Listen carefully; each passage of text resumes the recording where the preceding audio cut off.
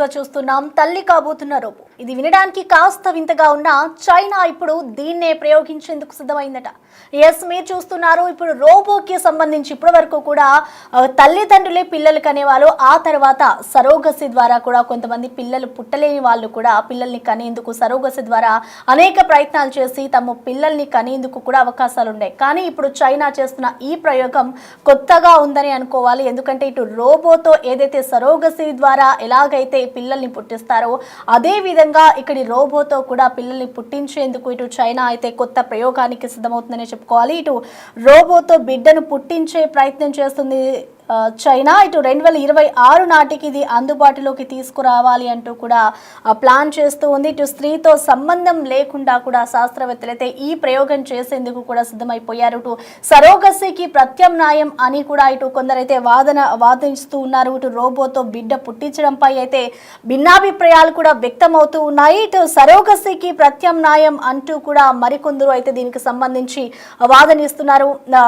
ప్రధానంగా చూసుకుంటే ఇటు రోబోతో పిల్లల్ని ఎలా కంటారు అంటూ కూడా చాలా మందికి అనేక క్వశ్చన్స్ కూడా రైజ్ అవ్వచ్చు. సో ఏదైతే ఒక తల్లికి ఏ విధంగా అయితే ఫుడ్ ప్రాసెస్ కానివచ్చు, అంటే ఒక అంటే తల్లి ఏ విధంగా అయితే పిల్లని మోస్తుందో అదే విధంగా రోబోకి సంబంధించి కూడా ఆ విధంగానే ఇచ్చే ఫుడ్ కానివ్వచ్చు, ఏదైతే ఫ్లూయిడ్స్ ఉంటాయో అవన్నీ కూడా తల్లికి ఏ విధంగా ఇస్తారో రోబోకి కూడా అదే విధంగా ఒక మిషన్, అంటే డాక్టర్స్ ఏదైతే శాస్త్రవేత్తలు ఉంటారో దీనికి సంబంధించి ఆ శాస్త్రవేత్తలు కూడా అదే విధంగా ఆ రోబోకి కూడా ఇంజెక్ట్ చేస్తారు అన్నట్లుగా కూడా మనకి సమాచారం అందుతుంది. అయితే ప్రస్తుతం మనం చూసుకోవచ్చు రోబో ద్వారా పిల్లల్ని కనాలంటే ఏ విధంగా ఉంటుంది అనేది కూడా ఒక ఆశ్చర్యకరమైన విషయం అనే చెప్పుకోవాలి. ఇప్పుడు ప్రెజెంట్ చూసుకుంటే రోబో ద్వారా పిల్లల్ని కంటే ఇండియాలో దాదాపు 12 లక్షల వరకు కూడా ఖర్చు అయ్యే ఛాన్స్ అయితే కనిపిస్తోంది. సో ప్రెజెంట్ చూసుకోవచ్చు ఈ ప్రయోగం ఇటు 2026 నాటికి ప్రయోగించేందుకు కూడా ఇటు చైనా శాస్త్రవేత్తలు అయితే సిద్ధమైపోయారు.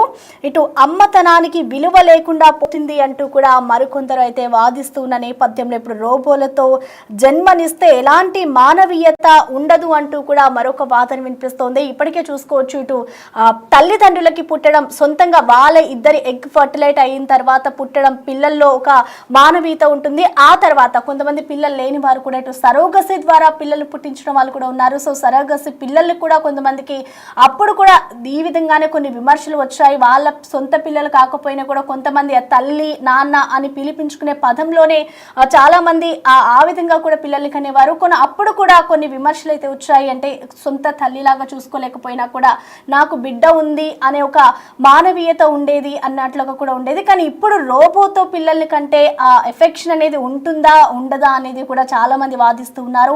ఇది కూడా సరోగసికి ఒక ప్రత్యామ్నాయంగా మార్గమే అంటూ కూడా మరికొందరు వాదిస్తూ ఉన్నారు. సో చూడాలి మరి దీనికి సంబంధించి ఇటు చైనా శాస్త్రవేత్తలు ప్రయోగం సక్సెస్ అవుతుందా, మరి దీనికి సంబంధించి అసలు గవర్నమెంట్ పర్మిషన్ ఇస్తుందా అనేది కూడా వేచి చూడాలి. అసలు రోబోతో బిడ్డల్ని కంటే ఏ విధంగా ఉంటుంది అనేది కూడా అక్కడ ఒక విషయం అనే చెప్పుకోవాలి. అయితే రోబోలతో జన్మనిస్తే ఎలాంటి మానవీయత ఉండదు అంటూ కూడా మరికొంతమంది అయితే వాదిస్తూ ఉన్నారు. ఇటు సమాజంపై పెను ప్రభావం పడే అవకాశం ఉంది అంటూ కూడా చెప్తున్నారు.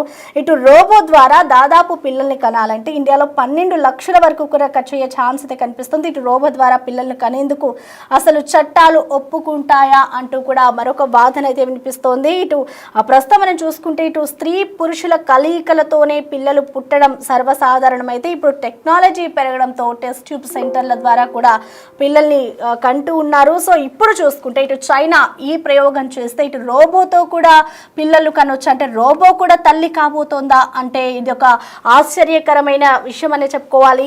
అయితే ఇటు చైనా శాస్త్రవేత్తలు అయితే దీనికి సంబంధించి పరిశోధనలు చేస్తూ ఉన్నారు. అసలు దీనికి సంబంధించి చాలా మంది కూడా అంటే సరోగసితోనే పిల్లలు కనేందుకు కూడా, అంటే కొంతమందికి సరోగసికి సంబంధించి కూడా చాలా మందికి అవగాహన ఉండదు. అయినా కూడా దానికి సంబంధించి కూడా భిన్నాభిప్రాయాలు వ్యక్తం చేస్తూ ఉంటారు. అంటే మానవీయత ఉంటుందా, అటాచ్మెంట్స్ ఉంటాయా అంటూ కూడా చాలా మంది అనుకునేవారు. కానీ ఇప్పుడు రోబో కూడా తల్లి అయితే అలాంటి అటాచ్మెంట్స్ ఉంటాయా అనే కోణంలో కూడా చాలా మంది ఇప్పుడు వాదిస్తూ ఉన్నారు.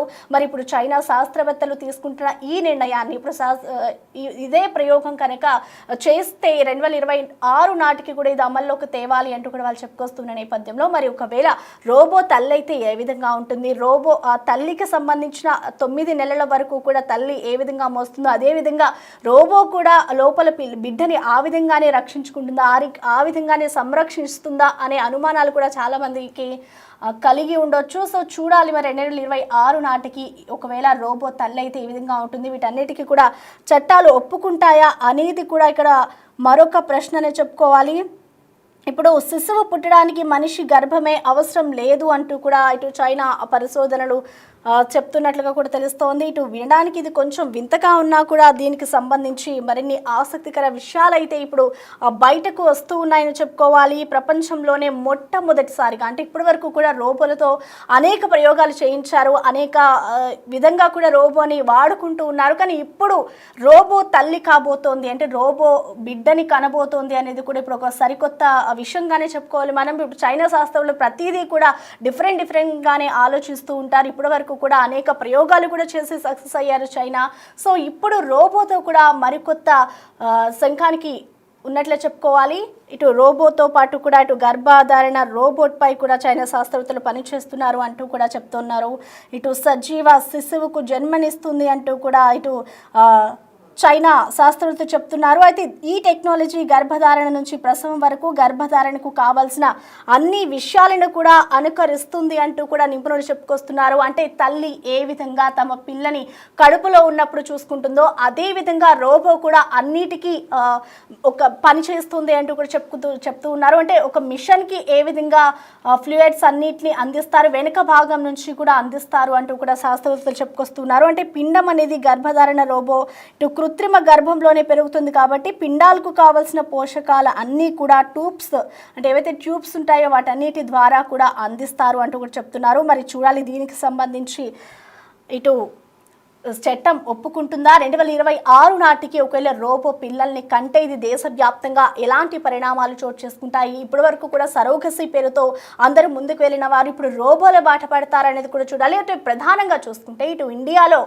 ఇండియాలో మాత్రం దాదాపు రోబోతో పిల్లల్ని కనాలి అని అనుకున్న వారు మాత్రం ఖర్చు దాదాపు 12 లక్షలకు పైనే అవుతుంది అంటూ కూడా ఇప్పటికే శాస్త్రవేత్తలు చెప్తున్న నేపథ్యంలో ఇప్పుడు చూసుకుంటే ఇప్పుడు రోబోకి సంబంధించి కూడా పిల్లల్ని కనే ప్రక్రియ ఒకవేళ సక్సెస్ అయితే మాత్రం ఎంతమంది దీనికి సంబంధించి ముందడుగు వేస్తారు, ఎంతమంది దీన్ని వ్యతిరేకిస్తారు అనేది కూడా మనం వేచుకోవాల్సిన పరిస్థితి కనిపిస్తుంది. అయితే అంతకంటే ముందు ఇప్పుడు సరోగసి ఏదైతే ఉందో దాన్ని కూడా చాలా మంది వ్యతిరేకించేవారు, అయినా కూడా కొంతమంది సపోర్ట్ చేసిన వాళ్ళు కూడా ఉన్నారు. కాబట్టి ఇలాగే రోబోతో కూడా బిడ్డల్ని కనాలంటే వారు ముందుకు వస్తారా లేదా అనేది చూడాలి. అయితే అంతకంటే ముందు చైనా శాస్త్రవేత్తలు కూడా 2026 వరకు కూడా దీన్ని ఎలాగైనా సక్సెస్ చేసి ఈ ప్రయోగాన్ని అందరి ముందుకు తీసుకురావాలి అంటూ కూడా వాళ్ళు ప్రయత్నం చేస్తున్నారు. కాబట్టి దీనికి సంబంధించి చట్టం ఏ విధంగా దీన్ని తీసుకుంటుంది, చట్టం వీటన్నిటికీ ఒప్పుకుంటుందా అనేది కూడా వేచి చూడాల్సిన పరిస్థితి కనిపిస్తోంది.